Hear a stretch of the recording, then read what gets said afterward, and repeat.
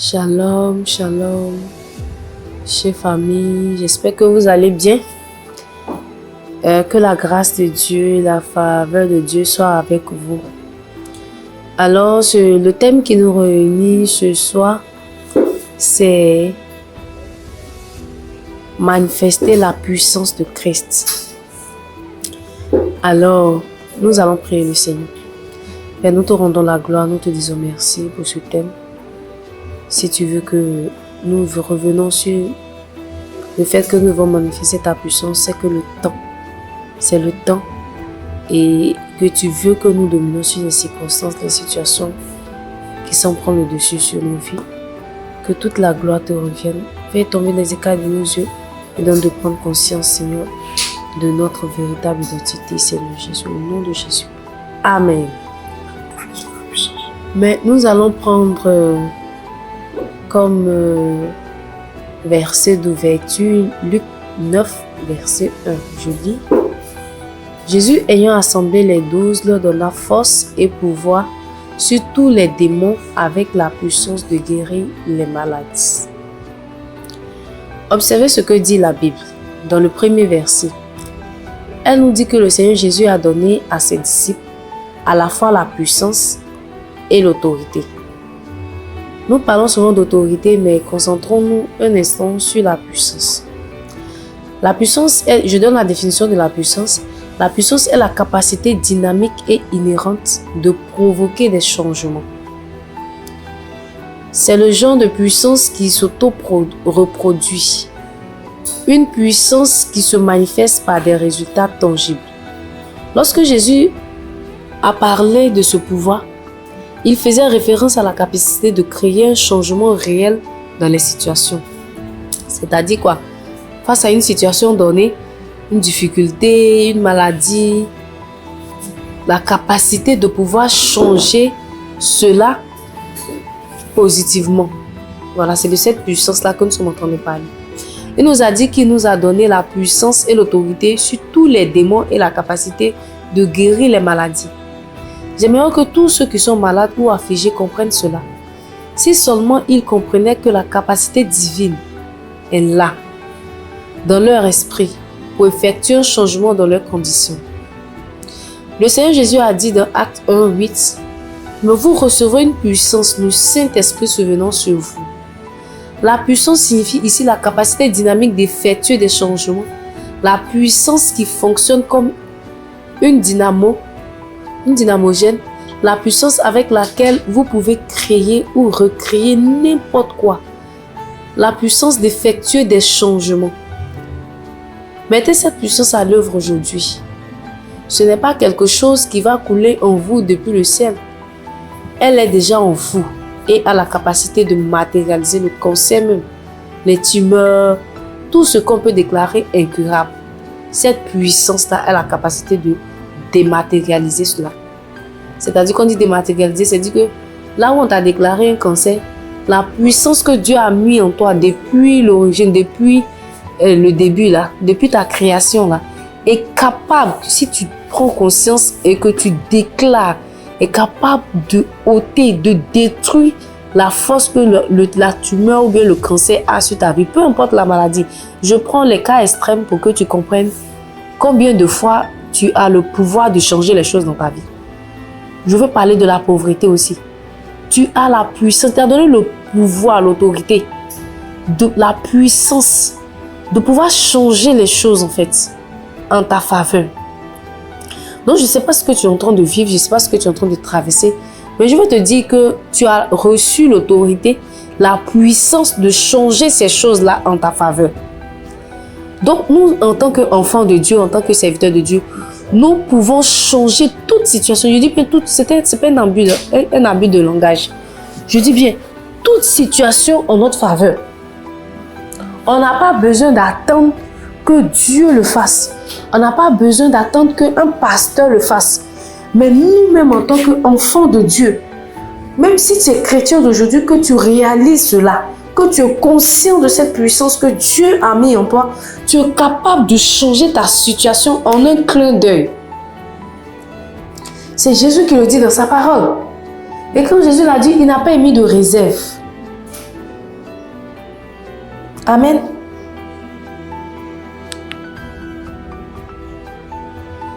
Je veux rendre le témoignage d'un serviteur de Dieu qui avait un jour imposé la main à un homme qui avait une grosse excroissance dans le dos.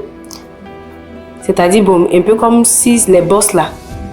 Il a imposé sa main sur l'excroissance là. Et puis il dit qu'il a senti bouger sous sa paume l'excroissance là. Il a senti bouger. C'était l'esprit, c'était la puissance de Dieu, du Saint-Esprit qui était en train d'agir, qui faisait bouger l'excroissance là. Et il a dit qu'au fur et à mesure qu'il déclarait les paroles, cette excroissance là diminuait. Donc je veux dire à un enfant de Dieu aujourd'hui que la puissance opère des changements. Comme cet homme de Dieu là, tu as l'autorité, la capacité de déclarer sur une maladie qui est en train de te fatiguer, de mettre fin à cette maladie. Sur une situation qui est en train de t'oppresser, de mettre fin à cette situation-là. Et cette situation va dégager, va déguerpir. Parce que nous avons la puissance, l'autorité pour le faire. Jésus nous l'a donné.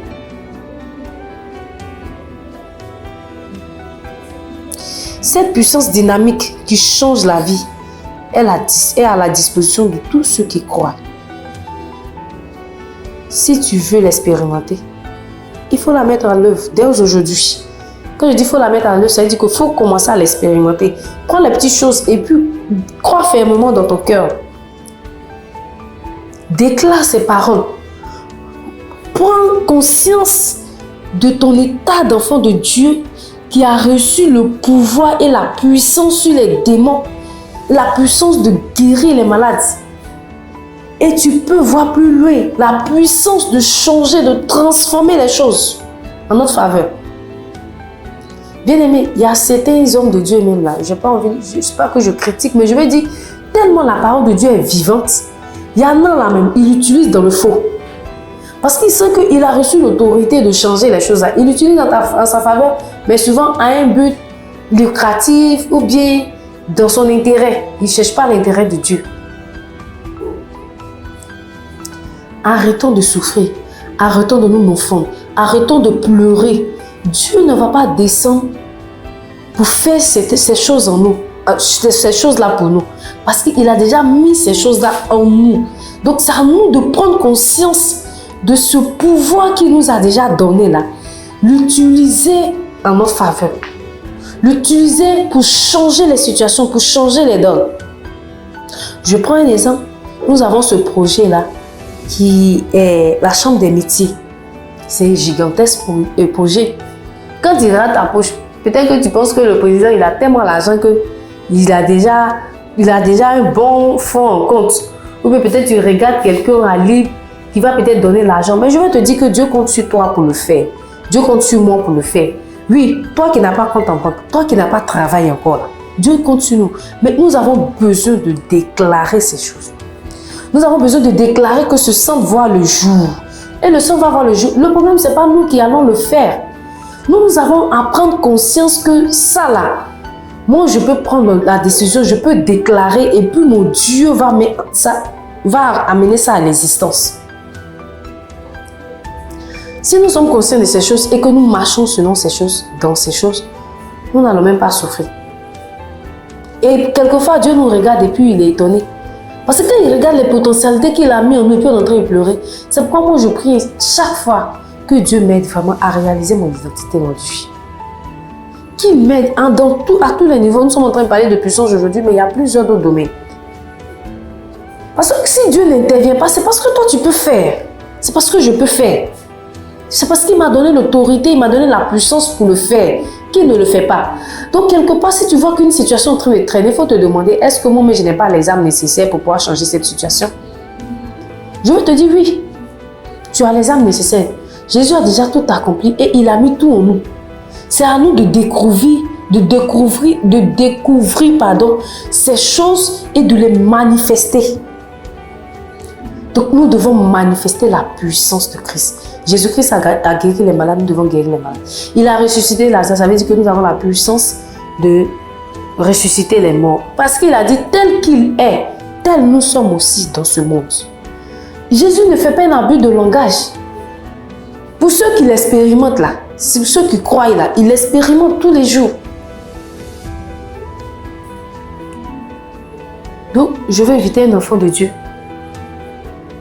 à prendre conscience de cet état-là. Un enfant de Dieu qui pense qu'il est en train de souffrir et que Dieu ne s'occupe pas de lui, bien Dieu s'est détourné, bien Dieu ne vient pas le secourir, lui dit que Dieu a déjà tout accompli. Dieu a tout accompli. Alors, ce n'est pas à Dieu de venir faire ces choses, mais à nous.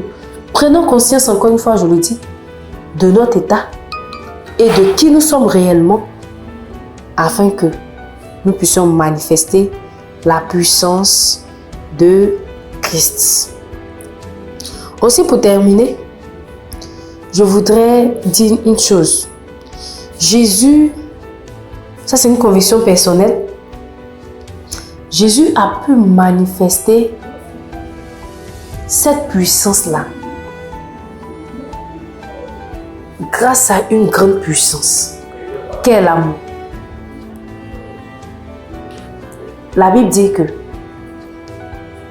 quel que soit ce que tu fais, si tu n'as pas l'amour là, tu es comme un airain qui retentit.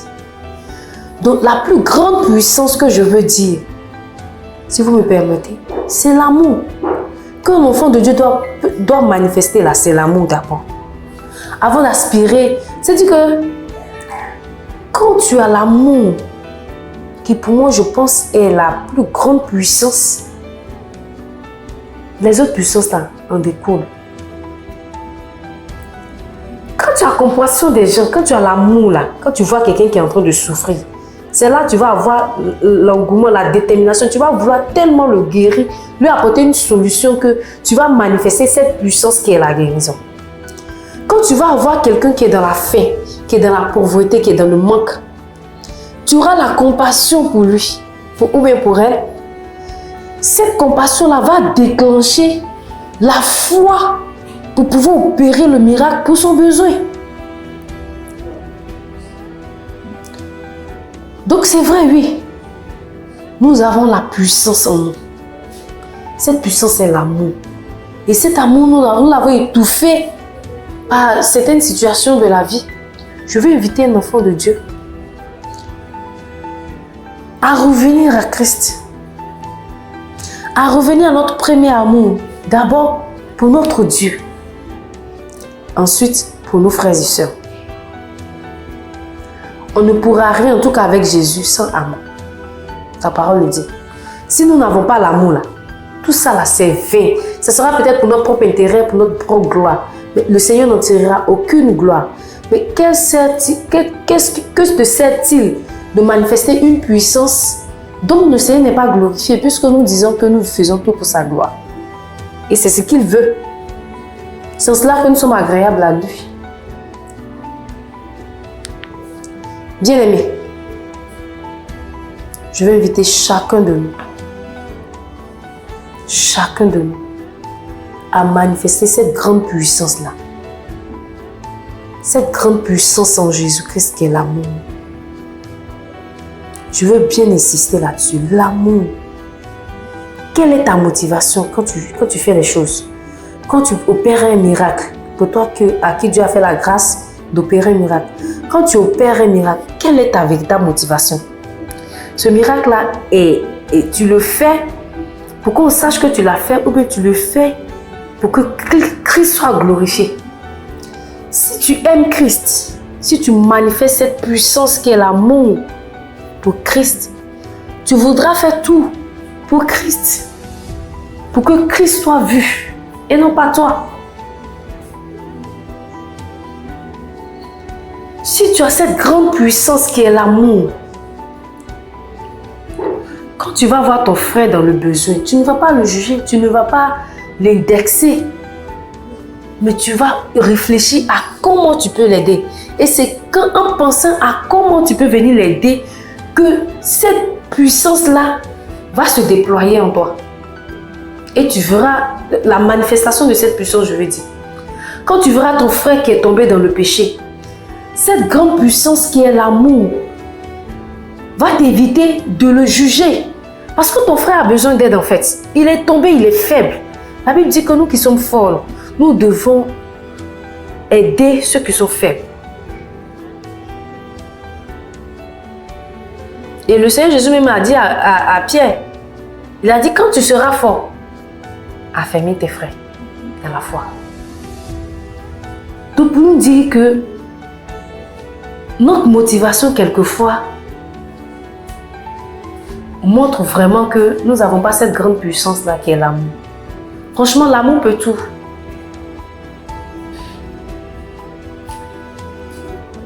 L'amour peut tout. Et l'amour est la base de tout.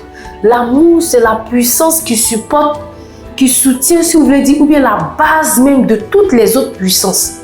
La puissance de guérison, la puissance de chasser les démons, la puissance de faire ceci, cela. Moi, franchement, ma conviction personnelle, je pense que toutes ces choses-là ont pour base la puissance, la grande puissance qui est l'amour. Donc, si on veut manifester ces puissances, nous devons aussi rechercher l'amour. Et le véritable amour, pas l'amour des hommes, pas l'amour que le monde donne, mais l'amour que Christ nous a donné, nous a manifesté en venant. Et cet amour, nous pouvons le percevoir dans sa parole. En cherchant à imiter Christ au quotidien, à marcher comme Christ au quotidien. Nous devons chercher à lui ressembler. Amen. Maintenant, je vais terminer par comment y arriver. Pour y arriver, nous avons 2 âmes. Il y a plusieurs âmes, mais je vais citer 2 âmes aujourd'hui. La prière et la parole de Dieu. Si nous voulons manifester la grande puissance qui est l'amour, nous devons prier pour demander à Jésus-Christ. Parce que ce n'est pas facile. Aujourd'hui, quand tu sur 100 personnes, tu vas voir que 99% étaient blessés dans leur amour. Par les propres parents, par ceux qui les ont élevés. Ça fait que pour manifester, pour rencontrer l'amour même, là, c'est devenu compliqué. Mais la Bible déclare que le Seigneur Jésus dit, si quelqu'un manque de sagesse, qu'il la demande à Dieu, qui donne sans mesure. Donc si nous avons besoin, si nous voulons manifester cet amour, bien aimé, il ne faut pas te leurrer. Sans l'aide du Saint-Esprit, là, personne, aucun homme ne peut manifester cet amour, ce genre d'amour. Seul le Saint-Esprit qui sont les pourvoyeurs de Dieu peut nous aider à manifester cet amour, peut nous aider à abandonner tout ce qui est tristesse, tout ce qui est ressentiment, tout ce qui est sublimation de souffrance que nous avons pour pouvoir manifester l'amour véritable. Donc c'est en le demandant dans la prière. Pour les autres puissances, c'est pareil.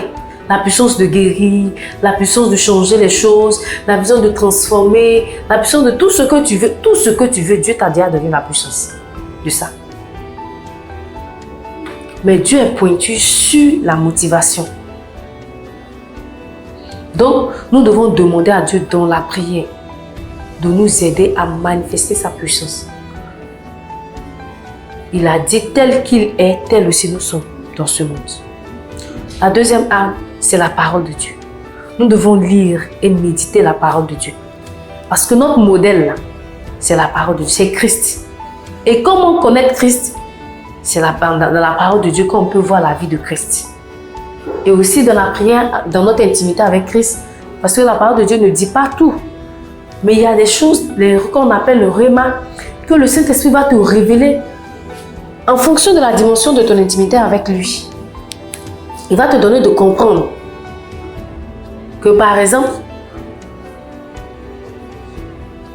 tel truc, tu pourrais arriver par ça ou bien par ça, je ne sais pas. Peu importe, mais quelque chose qui n'est pas dans la Bible, il va te permettre de découvrir notre identité dans notre intimité, et ça, c'est par la prière. Donc, on ne peut pas, c'est comme on a été fabriqué. Celui qui nous a fabriqué là, il a mis une notice dans notre boîte. Cette notice là, c'est la parole de Dieu. Si on essaie d'utiliser notre corps, notre vie, sans nous référer à la notice, on risque de faire les interdits et puis de détruire ces chefs-d'œuvre que nous sommes, que Dieu a fait de nous. Donc si tu ne veux pas te détruire, nous devrons nous référer à la notice qui est la parole de Dieu, qui dit qui nous sommes véritablement en Christ, qui nous sommes véritablement à la création, à quoi le Père nous a prédestinés lorsqu'il nous a créés, notre véritable identité d'enfant de Dieu. Et quel genre de puissance, quel genre d'autorité, de force nous revêtons. Je t'invite à aller dans la parole de Dieu, à aller découvrir ces choses. Et dans la prière, pour aller en profondeur et pouvoir comprendre ce que la parole de Dieu dit aussi. Que Dieu te bénisse. Tu vas faire cette prière avec moi et on va se séparer. Tu vas dire avec moi, Père, je te remercie de m'avoir donné la puissance dynamique d'opérer les changements et de faire la différence dans la vie des autres. Lorsque je rends ministère de ta parole, ta puissance agit puissamment en moi, apportant la guérison, la restauration et la délivrance à de nombreuses personnes. Je suis pleine d'amour et de foi et je marche dans cette autorité pour transformer des vies, pour ta gloire au nom puissant de Jésus que nous avons prié. Amen. Shalom bien-aimé, que Dieu te bénisse. N'oublie pas, la parole de Dieu est notre boussole. La prière est notre âme pour nous approcher de Dieu, pour demeurer attachés à Dieu. N'oublie pas ces deux âmes. N'oublie pas que Dieu a mis la puissance en toi, des potentialités que toi-même tu ignores. On n'a même pas... Bien aimé, excusez-moi, je vais prier.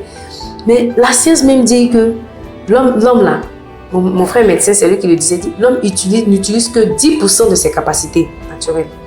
C'est-à-dire que ce que nous on fait, un homme là, malgré tout ce qu'il fait, c'est 10% de ses capacités qu'il utilise. C'est-à-dire qu'on est riche, Dieu nous a créés riches. Bien aimé, nous ne sommes pas l'ennemi ou bien les démons, le péché nous corrompt. Et puis on va perdre de notre nature. Demain tu vas arriver devant Dieu, puis il va dire voilà ce que tu devais être. Et puis tu n'as pas pu être la chose. Attachons-nous à la parole de Dieu. Méditons et prions. Lisons, méditons et prions. Je le répète, lisons, méditons et prions. Demandons l'aide de Dieu. Demandons l'aide du Saint-Esprit. Demandons à Dieu de nous venir au secours, de nous venir en aide. Quand tu n'arrives pas, ne dis pas que tu ne pourras pas. Mais dis-toi que le Saint-Esprit te donne la force, te remplit la force pour pouvoir y arriver. Dis-toi que Dieu t'a donné une puissance qui est au-dessus de toute puissance, qui est le Saint-Esprit, pour que tu puisses arriver, pour que tu puisses manifester la puissance qui est l'amour et les autres puissances qui en dérivent. Que Dieu te bénisse. Que Dieu nous donne tous des cœurs qui aiment, des cœurs comme lui, son cœur, des cœurs qui ne jugent pas, des cœurs qui ne s'empressent pas d'enfoncer, mais des cœurs comme le cœur de Christ, prêts à sauver, des cœurs prêts à secourir, des cœurs prêts à aider, les cœurs prêts à soutenir. Pas pour qu'on nous voie, mais pour que Christ soit glorifié. Que Dieu nous bénisse. Dans le nom puissant de Jésus-Christ de Nazareth que j'ai prié. Amen.